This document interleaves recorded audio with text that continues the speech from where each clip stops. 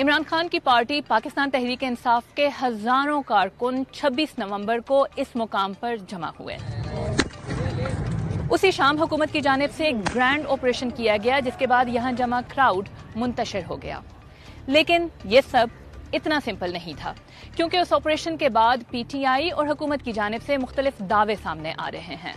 P T I کے مختلف رہنماؤں نے اس مظاہرے میں اپنے کارکنوں کے گولی لگنے سے زخمی اور ہلاک ہونے سے متعلق مختلف نمبرز شیئر کیے ہیں، جبکہ حکومت کی جانب سے کہا گیا ہے کہ یہاں سرے سے کوئی گولی ہی نہیں چلی.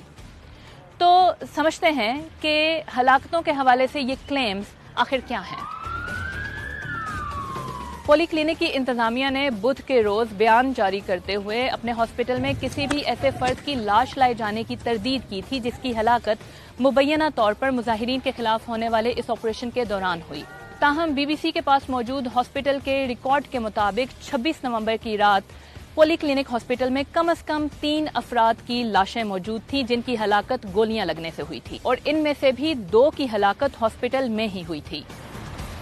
پیمز انتظامیہ کی جانب سے ریکارڈ تک رسائی نہیں دی گئی ہے، تاہم بی بی سی کی اب تک کی معلومات کے مطابق پیمز میں بھی 26 نومبر کی شام کم از کم 2 ڈیڈ باڈیز لائی گئیں جن کا تعلق شانگلہ اور مردان سے تھا، اور ان کے ورثاء اپنی میتیں واپس لے جا چکے ہیں.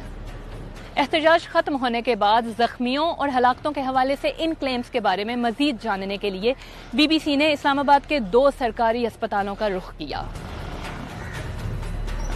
ڈی چوک کے قریب ترین یہ پولی کلینک ہاسپٹل ہے.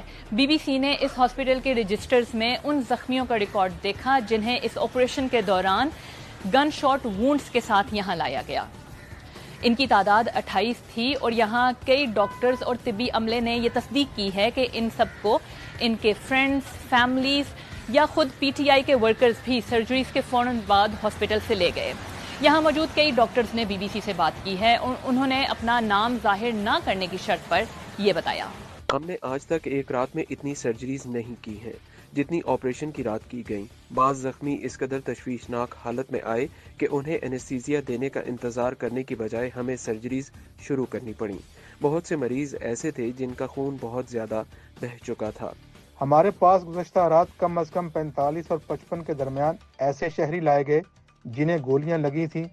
درجنوں زخمی ایسے بھی تھے جنہوں نے درخواست کی کہ ان کا نام ریکارڈ کا حصہ نہ بنایا جائے. زخمی یہ بھی کہہ رہے تھے کہ ان کا نام لکھ دیا تو انہیں پولیس گرفتار کر لے گی. یہاں پولیس نے لاشوں کا پوسٹ مارٹم کرنے سے بھی روکا.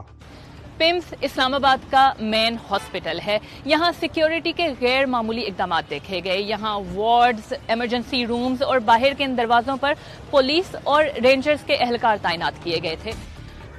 پیمز میں بی بی سی نے کم از کم 4 ایسے زخمیوں سے ملاقات کی جنہوں نے کہا کہ ان کے جسم کے مختلف حصوں میں 2 گولیاں لگی تھیں. ان کا کہنا تھا کہ وہ پنجاب اور خیبر پختونخوا کے مختلف علاقوں سے پی ٹی آئی کے مظاہرے میں شامل ہوئے تھے. ان دونوں ہسپتالوں میں زخمیوں نے اپنے اکاؤنٹس شیئر کیے. میں اپنے شوہر اور بہن کے ساتھ جنا ایونیو پر فلائی اوور کے نیچے گاڑی میں تھی اور میرے شوہر گاڑی سے باہر تھے. اچانک فائرنگ کی آواز آئی. میں نے سوچا یہ آنسو گیس کی شیلنگ والی فائرنگ ہوگی. لوگ بھاگ رہے تھے. پھر مجھے اپنے شوہر نظر آئے. وہ دونوں ہاتھ سڑک پر رکھے گھٹنوں کے بل ایسے بیٹھے ہوئے تھے. میں ان کی طرف بھاگی. ہر طرف فائرنگ ہو رہی تھی. صرف چیخیں تھیں، بس صرف چیخیں. ہر بندہ اپنی جان بچانے کے لیے بھاگ رہا تھا. وہ قیامت تھی، جیسے جنگ ہو رہی ہو. میرے ہاتھوں پر میرے شوہر کا خون ہی خون لگا تھا. میرے خیال میں یہ 5 بجے کا وقت ہوگا جب میں ایکسپریس وے پر تھا. اچانک فائرنگ شروع ہوئی اور میرے سامنے جو آدمی کھڑا تھا اس کے سر میں گولی لگی. میں نے خود اسے اپنے سامنے مرتے ہوئے دیکھا. اس کے بعد اگلی 2 گولیاں مجھے لگی. میں ربڑ بلٹس کی بات نہیں کر رہا، میں اصلی گولیوں کی بات کر رہا ہوں. میں نے خود اپنے ہاتھوں سے درجنوں زخمی لوگوں کو ایمبولینس میں ڈالا اور یہاں اس ہسپتال میں پہنچایا ہے. آج یہ کیسے کہہ سکتے ہیں کہ ان کے پاس زخمی نہیں ہیں؟ میں جب گھر سے نکلا تھا تو مجھے پتا تھا کہ یا تو عمران خان کو واپس لائیں گے یا گولیاں کھائیں گے. ان ہاسپٹلز میں ڈاکٹرز اور طبی عملے کی جانب سے یہ دعویٰ کیا گیا کہ پولیس حکام نے انہیں لاشوں کا پوسٹ مارٹم کرنے سے روکا. یہاں موجود مریضوں کے لواحقین نے یہ الزام بھی لگایا کہ ہسپتالوں کی انتظامیہ انہیں مریضوں کی میڈیکل فائلز تک رسائی نہیں دی رہی ہے۔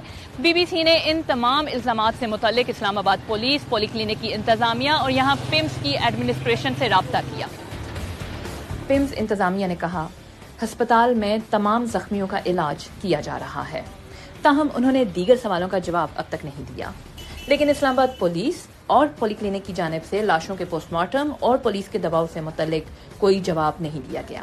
اسی تمام انفارمیشن کے بارے میں بی بی سی سے بات کرتے ہوئے حکومتی وزیر عطا تارڑ نے تمام الزامات کی تردید کی اور اسے پروپیگنڈا قرار دیا۔ The hospital authorities, both the hospitals, Polyclinic Hospital and secondly the PIMS Hospital, both have denied receiving any dead bodies or any gunshot wound victims. Secondly, there was no live ammunition. I think certain medical professionals, they've made their political affiliation very clear. There's a Young Doctors Association affiliated with the PTI. So I'm not sure which medical professionals you're talking about, but I can confirm that the medical superintendent, the hospital in charge and the health ministry have issued written information regarding this and they've categorically denied this.